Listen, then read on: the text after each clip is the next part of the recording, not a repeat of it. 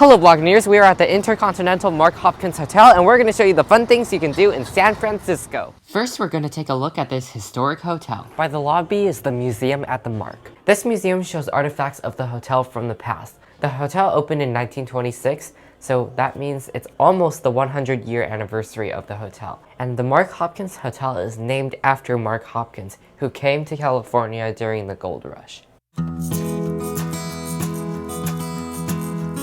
In 1939, the 19th floor, which used to be a penthouse suite, got transformed into a cocktail lounge called Top of the Mark. And then during World War II, they started a tradition where one person would buy a drink and leave it to the bartender to give the next person a free drink, and whoever took the last sip would buy the next bottle for the next person. In this vending machine, there are souvenirs such as postcards. This is a 7 times advanced purification water machine. Whoa. You activate it by stepping your foot on the pedal. Now we're going on a tour of the hotel. This is one of the ballrooms that they recently redid. So now the ceiling is full of gold color and there's these fancy chandeliers. That's an abstract painting of San Francisco, but the only structure I recognize here is the Golden Gate Bridge. We're gonna take a look at one of the classic rooms. So this is a typical king classic. That's the Golden Gate Bridge over there. Where? There. Where? See it? We're now in a junior suite, which has not only the king-size bed, but also a living room area. The view is quite good. Of course it is. This is the one-bedroom suite. What do you like about the bathroom, brother? It's all like gold color. Here's the bedroom. It has a very homey feel, and the artwork is unique to SF. This is the sunroom. Wow. Best view. You can Ocean. see the ocean, yeah. That's Alcatraz, that tiny little island over there with the sad-looking building. This is a king corner because we're at the corner. See? 2 windows. That is that a streetcar line? Oh, that's a cable car line on California Street. This is the Nob Hill Suite, which includes a kitchen. This suite is the most like an apartment, and it's for longer staying guests. We're entering the Mark Hopkins Suite, which is one of 6 specialty suites. This suite is popular for weddings, and you can see the Golden Gate Bridge straight on. That's one of my favorite parts about these rooms. A marbled bathroom. This is the sunroom, and we're now on the balcony. The weather's amazing. This is a penthouse on floor 18. We're in a connecting corridor, so this is the entrance to one suite, another suite, a bathroom, and another suite. Each suite is so unique and has a different feel. We went to one that felt like an apartment, and then the penthouse was like all wooden. This one's nice and yellow. It has a happy vibe. In May, June, and July, SF always has fog somewhere, and his name is Carl. That's Carl the Fog. We've reached the top of the Mark, which is their famous lounge.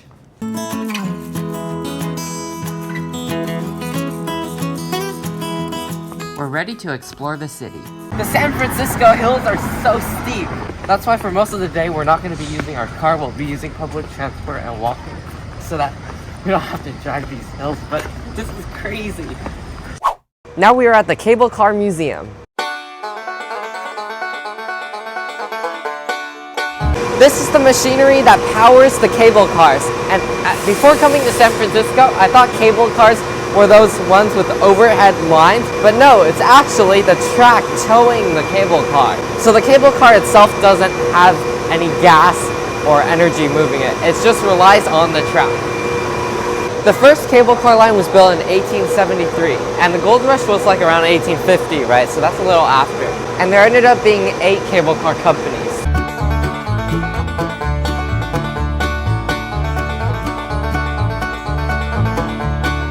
Here's a map of all the cable car lines in the 1890s, and now San Francisco only has 3 lines left. One of them that still exists is this white one on California Street. And then we'll be riding a few of them later on. In 1947, after World War II, the city wanted to get rid of cable cars and replace it with buses. So then the voters wanted some cable car lines back, and that's what happened.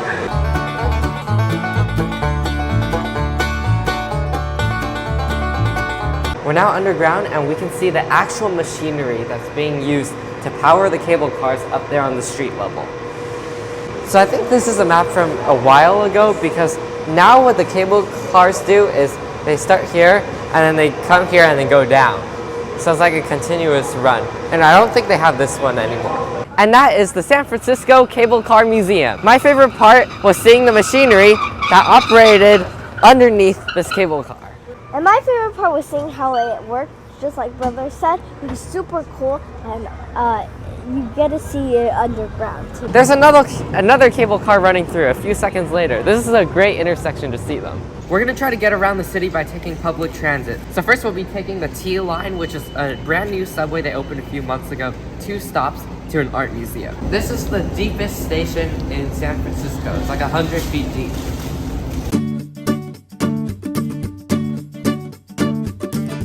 Now we are at SFMOMA, the San Francisco Museum of Modern Arts.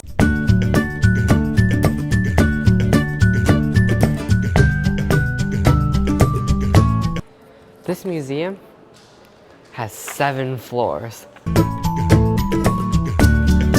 In this piece, the artist got a bunch of people to sit down and then he painted the skin tones of each person. Oh, that one. It's that one. No? Yep. Brother's trying to match his skin color to one of these. This one's closer than that one. Why is my skin red? See, this is so much lighter than that. This one's kind of close, but I don't think there's one that matches mine exactly. I wish the corn at the market was more diverse like this, especially this one. It's red and purple. Looks almost like glass art. This is actually clay with a glaze.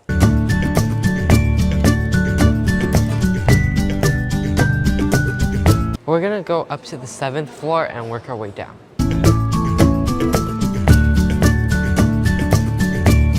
Now we're on the 6th floor for conversation pieces. Oh, this is a cool gallery. It's just a bunch of furniture. Would you like to sit in this? This actually looks like a torture device, like an electric chair or something.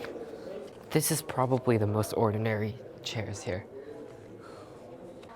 I like this one. It seems like he has a magic teacup over there and a magic wand. It kind of reminds me of Dumbledore from Harry Potter.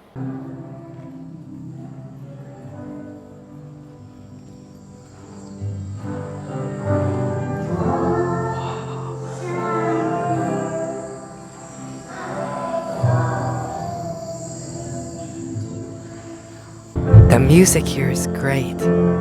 I wonder if this was put together during COVID times, because it seems like everyone in their own houses is playing something, and when it's put together, it makes beautiful music. My favorite is the guy in the tub.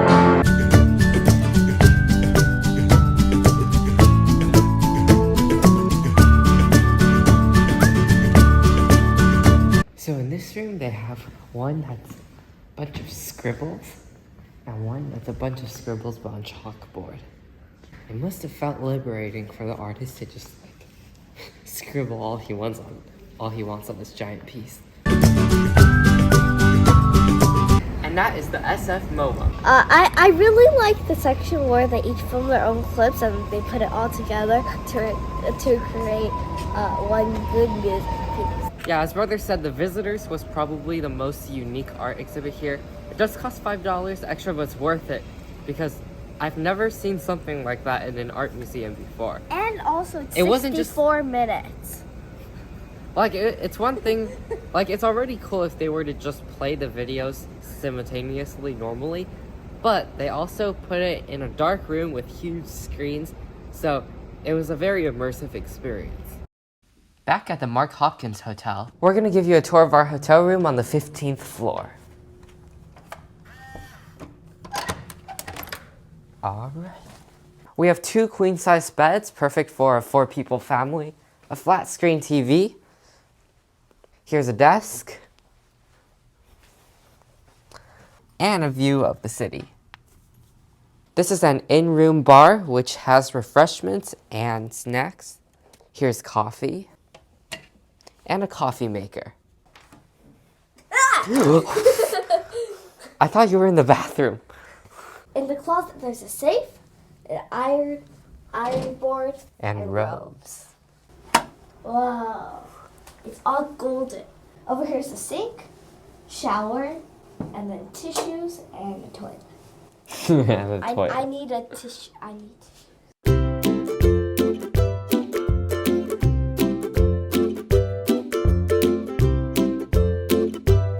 It's time to check out the California Academy of Sciences. This is Claude, an alligator with albinism, which means that he cannot produce melanin to have color in his eyes, which is why it's red. You can just see right through to the blood vessels, and his skin is white. He's 27 years old.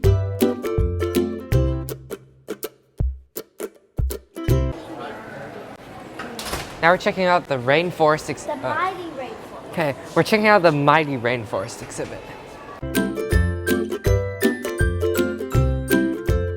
Look at how big his belly is.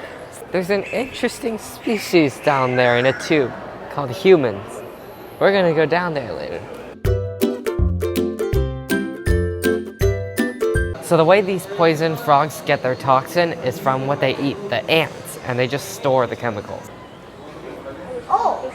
It's up there. That's one of the greenest geckos I've ever seen.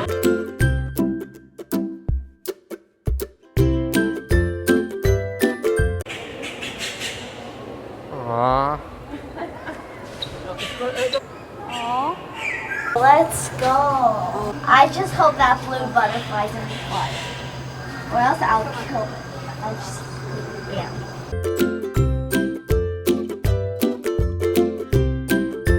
These are called four-eyed fish. From the water, you see it under, and you see it from above.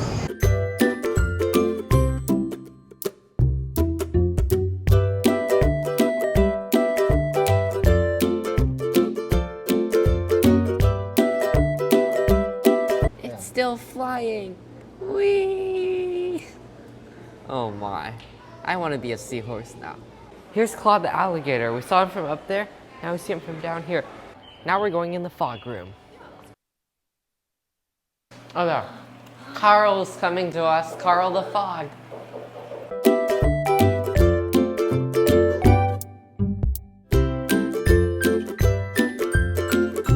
We're going to experience an earthquake. Let's go back in time. October 17, 1989.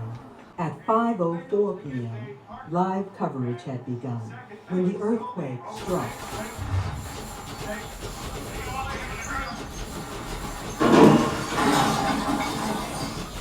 The shaking lasted 15 seconds.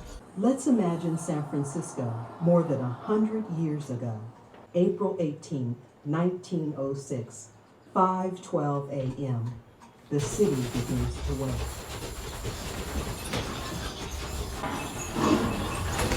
Whoa.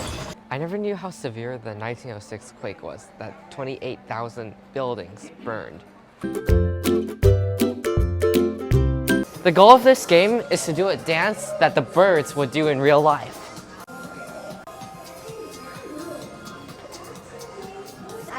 I'm trying to predict the moves, but I'm not doing too. Oh, oops. Forward and slide. Feel. So yeah, right. Oh. Congratulations, you're an animal. And that is the California Academy of Sciences. My favorite part was the aquarium because there are a lot of different sea creatures everywhere. I liked the fog and the earthquake, the ones that you got to actually experience, things that happen to daily San Francisco people. And I thought that the underwater portion was pretty cool as well. And the seahorses. The seahorses are now one of my favorite animals. Now we are at San Francisco Botanical Garden. So we saw a few of these back there, but this is the largest one. These are huppadida. I can stand here and I'm pretty much at the base of it. And then it goes all... 3 lookies. This looks like a really big kale. I should just... Okay guys, if we see this plant in Australia, remember, okay? Okay, good. It's called a spear lily. We're going in the Australian plants section, which is where we'll be going in the winter.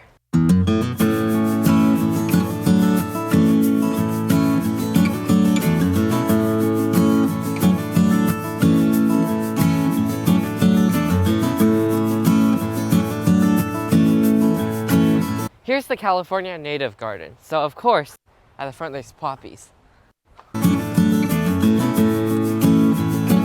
Oh, look, there's a black and white panda over here in the bamboo forest. This is a spiceagarus, so it's like asparagus. We're entering the Redwood Grove. This gives me memories of 1 year ago when we went further north in California and saw these trees.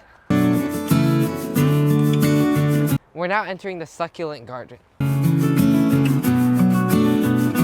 And lastly, the children's garden. Everything in this garden was planted by special people, including school groups, volunteers, and interns. That's cool, they're growing stuff here. Brother's legs got tired, so that's why he's not here anymore. So after brother got tired and started walking back to the entrance, we were trying to like sneak up on them, and we just saw him turn into this redwood forest. So we're not far behind. Actually, I don't even want to sneak up on him anymore because I'm just scared. So we're just waiting for them to turn the corner. Oh, good. Good thing we didn't go because they turned around. Let's go now.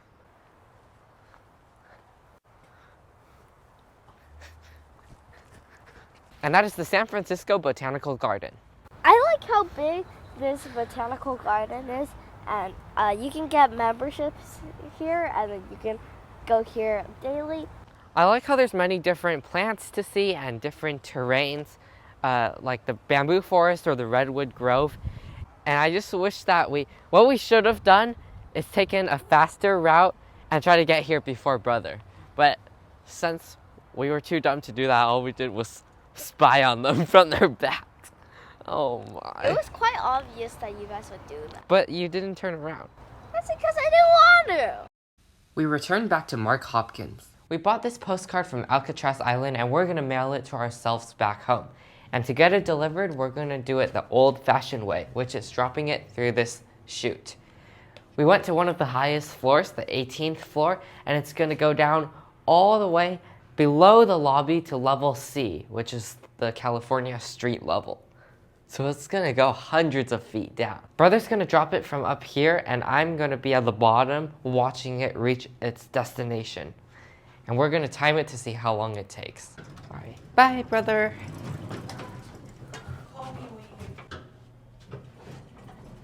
All right, we're here right now. We're gonna go down 17, 16, 15, 14, 12, all the way here.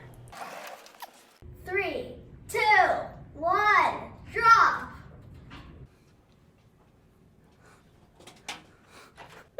That took around 13 or 14 seconds. That's more than 1 second per floor. So the speed it was dropping is incredible. Here at Mark Hopkins Hotel, pets can stay in rooms free of charge, and this wall shows the Mark's MVPs, most valuable pet. We're gonna try to see if we can get Calmu and Javi to become a pet on the most valuable pets wall. They hung up our picture of Calmu and Javi. Today we're going to Alcatraz and we're trying to take the cable cars there.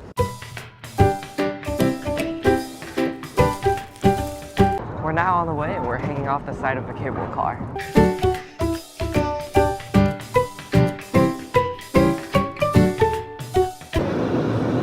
That's Lombard Street.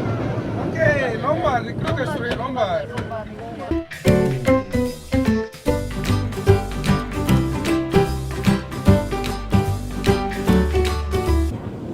Whoa. We're going downhill now. This is great. That's Alcatraz up there.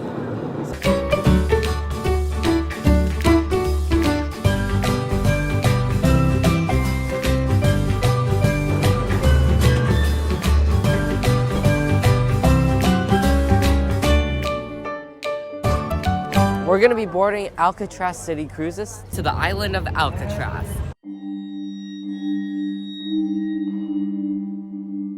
We can see Alcatraz Island from here. The ride is about 11 minutes long.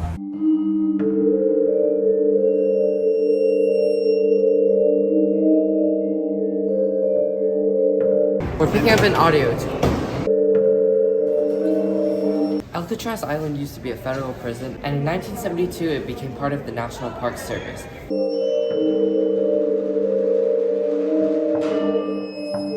We're on a section called Broadway. It was the first stop for arriving prisoners. prison cells are 5 by 9 feet and 7 feet tall. Out here you can see the Golden Gate Bridge, and I believe this is the recreation yard. So if you're a good prisoner, you'd get to go outside and as brother said, play handball and stuff like that. But if you were bad, you would be in isolation in cell block D.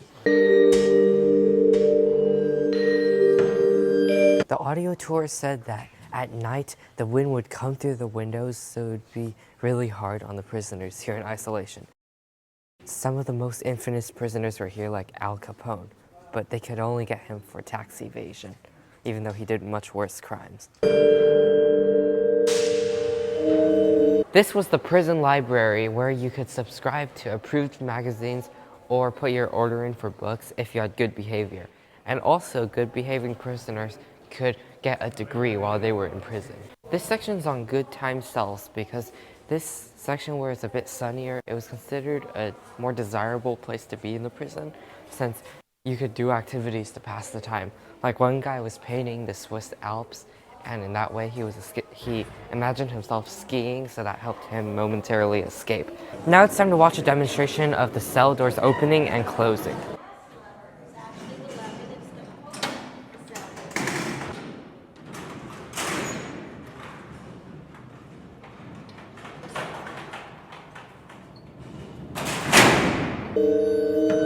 In June of 1962, the officers in the morning found these heads, and it just looks like someone's sleeping, but they turned out to be dummy heads because the head would just roll right off. And that's when they knew that the prisoners had escaped the night before, by digging through with spoons. You can see the holes that they chiseled, and it led here, and then they escaped from the pipes. They climbed the pipes like if they were in bars. We're in the dining hall, which was probably the most dangerous part of this prison because all the prisoners were essentially armed. They had forks, spoon, sometimes knives, I think. And if things ever got out of hand, there was tear gas in the canisters all around the room that could be sprayed. And that is Alcatraz Island. I really enjoyed the audio tour because it taught me a lot, and also the lady demonstrating how they shut all the prison doors. I think that if I were a prisoner here, the most miserable thing might be the wind blowing in.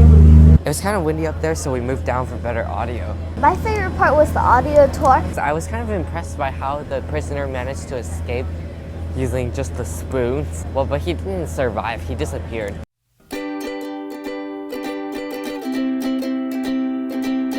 Now we are at Musée Mécanique.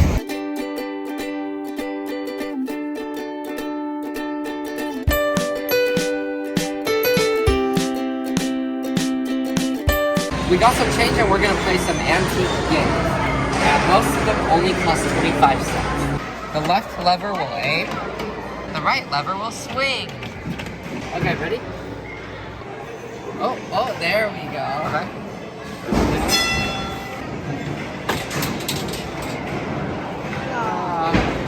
Wait, but I get unlimited tries? What the heck? That's why you don't get I won't get that one back. Let's aim for the middle. It's fine, you get infinite attempts as long as it doesn't. I wish they still made games like this. Oh, let's go. Yeah!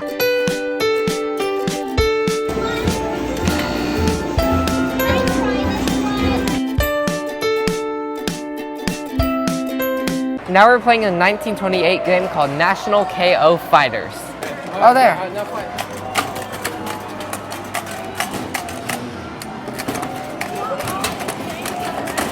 Go.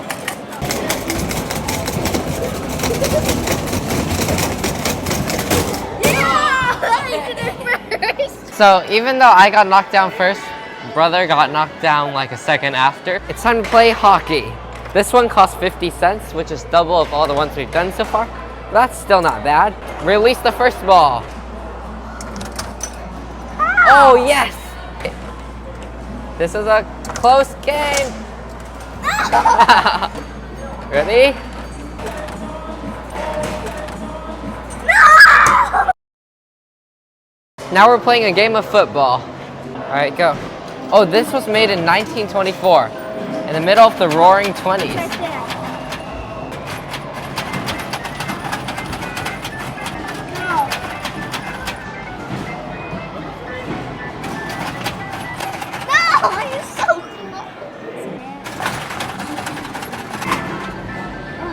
Oh! See?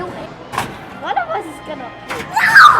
I did not see that! No! I hope I don't regret this, but this is called the French execution, and we're gonna see the culprit pay the penalty.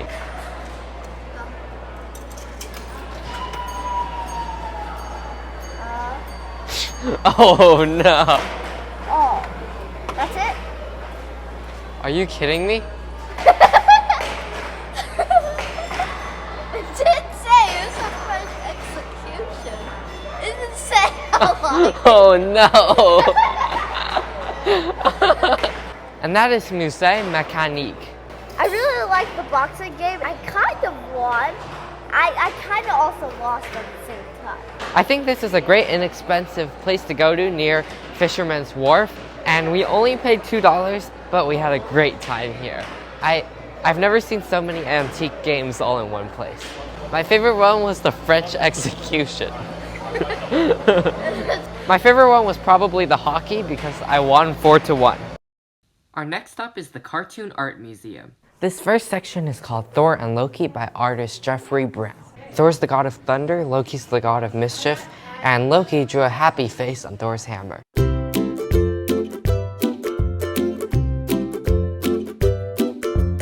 This is Thor's helmet and hammer. So unlike the last one where the guy did everything by himself, in this one, there's some people who draw it, some people who do the ink, some people who do the color, so it's more of a team effort in these. This is the reading room, and there are many comics you can read here for free. This is Peanuts Every Sunday.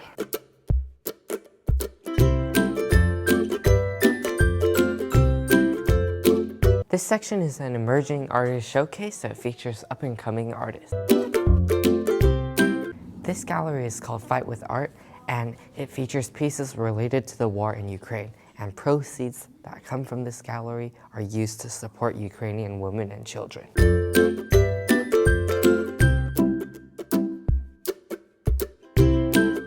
Here's some art about air raid warning and how it always starts at the worst times. So like when you're cooking, in public transport, oh dang, everyone's phone's just blaring at the same time. That's scary. This part is about animation in TV and movies, and there are 24 frames per second, which means 24 different drawings just for a second. So in an entire movie, there would be thousands, maybe even hundreds of thousands. This is just one of the frames for Bugs Bunny. So here's an example of two major frames. One is where her arm's like this, and it goes here. And of course, there needs to be drawings in between to get from here to there. So the artists that do that are called the in-between artists.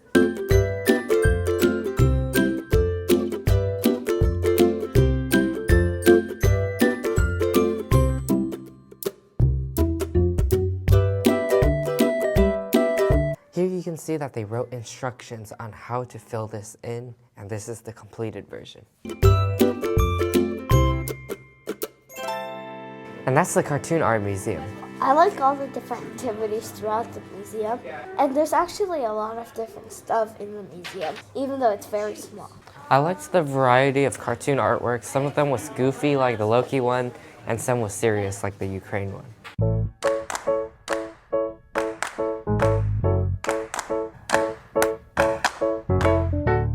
Now we're at the Walt Disney Family Museum. This is a replica of the apartment that's upstairs in the fire department at Disneyland. And at Disneyland, the light would always be on to symbolize that Walt Disney is always there. Here's just 1/3 of all the awards won by Walt Disney, and he has the record for the most Academy Awards won. These are all his Oscars.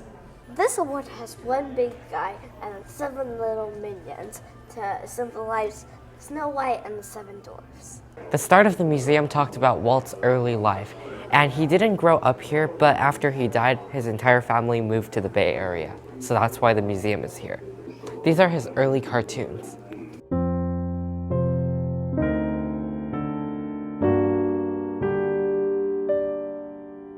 We're now riding the elevator to the 2nd floor.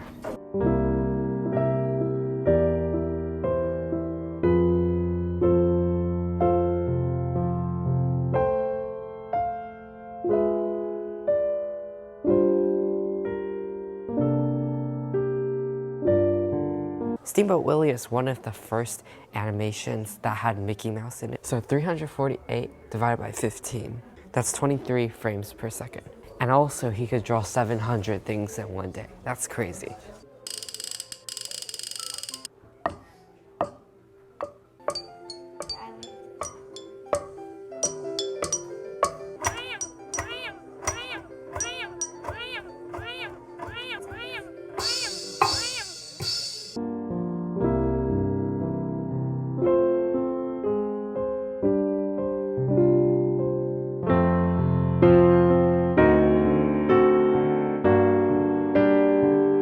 Camu's now gonna imitate these.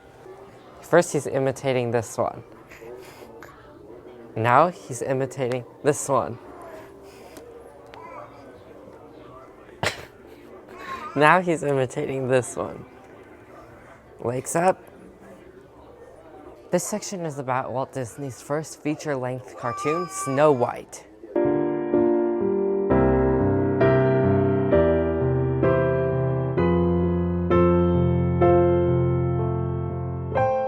The toughest period in Walt's life was the 1940s during World War II. This says that there were two reasons. One was that because he lost a lot of his employees to either the draft or that they went on artist strike. Oh yeah, number two was just that the war diverted attention because it was more important. So his career could have been changed for the worse.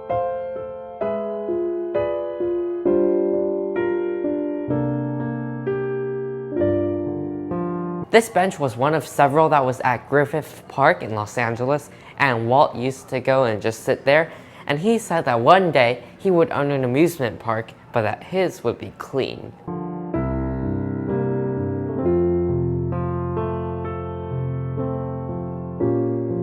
This is a mini version of Disneyland, and that's like the monorail station over there in Tomorrowland. I think that's the land of the No, that's the dinosaurs that the train runs through, right? And that's the jungle tour. Walt Disney died on December 15, 1966, 10 days after his 65th birthday. When Walt Disney passed away, Mickey Mouse mourned, and so did Donald Duck. Even Camu mourned.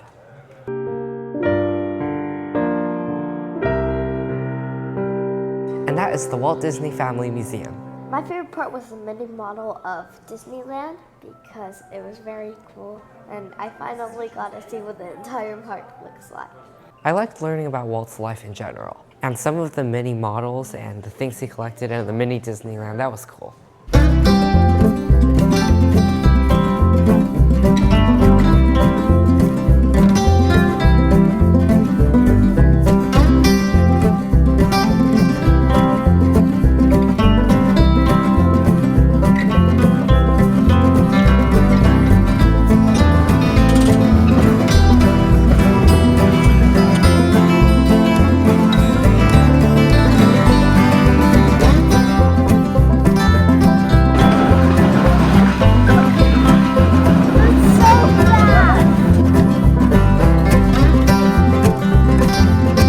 It's time for dinner at the Nob Hill Club at the Mark Hopkins Hotel.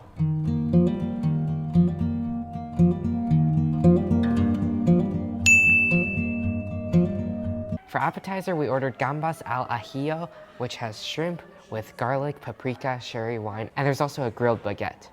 And this is my tomato bisque, which has grilled cheese as a garnish.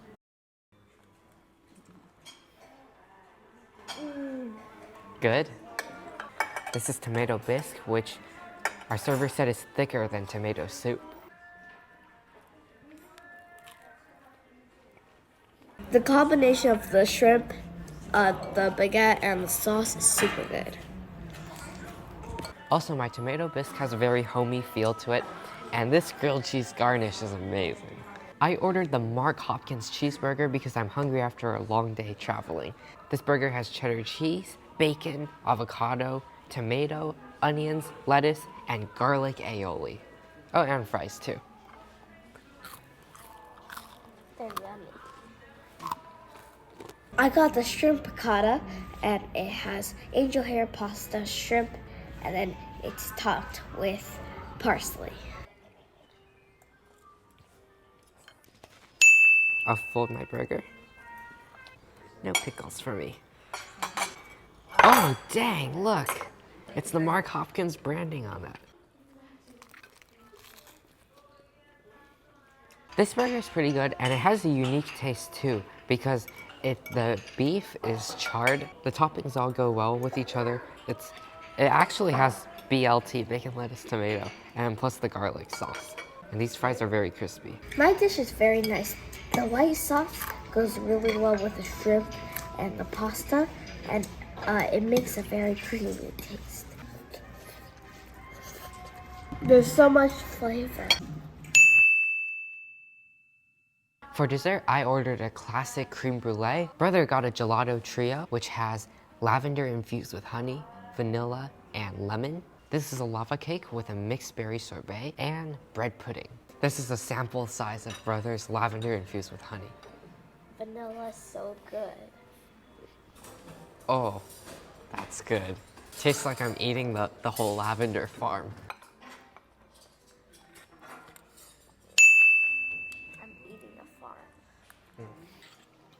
That was a great creme brulee. I also tried the bread pudding. It was a very high quality, very nice, very warm. The ice cream was really good. The lavender tasted great. Overall, I really enjoyed the Nob Hill restaurant. It's high quality, fine dining, in a great building with a good view, and just gotta sit back and relax after a day of a lot of walking. See you in the next video. Bye.